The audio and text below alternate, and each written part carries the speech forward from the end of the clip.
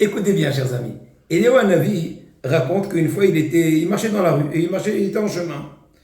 Et il y a une personne qui l'a rencontré. Il se moquait de lui. Il lui a dit, mon fils, Eliyahu Hanavi, il s'est pas énervé. Il lui a dit, qu'est-ce que tu vas répondre devant Kadosh Baruch Hu le jour du jugement?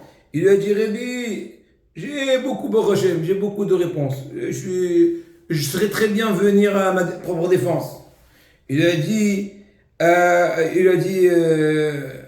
vais demander je vais dire à Kadosh Baruch Hu qui m'a jamais donné de compréhension, je suis en débat, etc., etc. Et donc voilà, j'ai jamais étudié la Torah. Et il dit, mon fils, dis-moi un peu ce que ton métier, raconte-moi un peu, c'est quoi ta carrière? Il lui dit, ben moi je suis un chasseur, ça c'est chanson ancienne, bon, etc.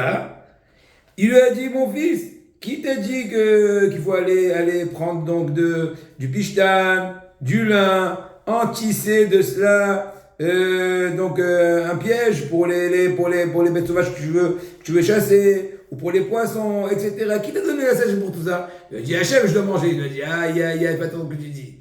Si Hachem il t'a donné la sagesse, la conscience, parce que tu mets ta volonté dedans, tu trouves tout. Quand on veut, on peut.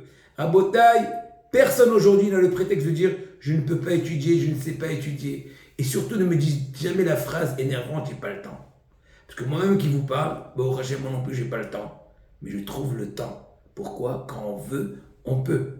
Une fois qu'on m'avait proposé un certain poste à une certaine yeshiva, j'ai appelé un gadol d'Israël, j'ai hésité. Je dis, Rav, j'ai peur, c'est dîner les fachot. Il faut décider de recevoir un élève ou pas. Il m'a dit extraordinaire.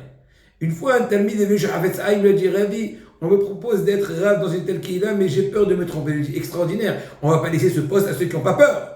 Celui qui a peur, il aura Siata Dishmaya, l'aide des cieux, de ne pas se tromper. Donc la même chose.